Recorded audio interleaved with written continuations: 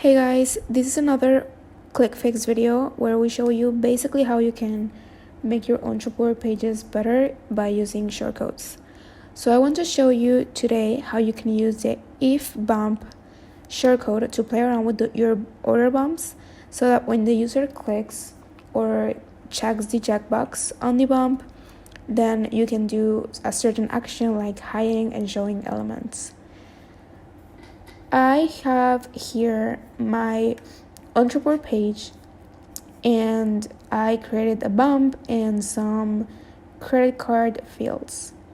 So now I'm going to the code, and this is the entire code for this video. So first I am hiding the element number 15, which is this element that is below the bump, because this is the one that I want to hide and show when the user clicks on the bump.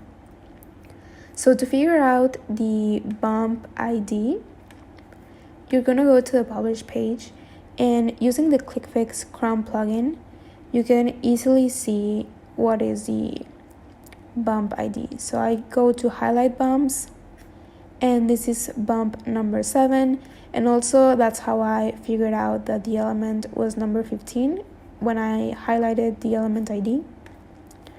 So that's how I figured out this number. But now, if the bump number 7 is checked, then the page is going to display the element number 15, which is the text element below the bump. So now let's try it out. So as you can see here, there is no text element when you first get into the page, but if you click on here, the element appears. So this is just one example of how you can use the if bump shortcode, but you can do basically any action in this line when the bump is checked. You can also type when the bump is not checked. And I hope that this works for you in some way, and thank you for watching.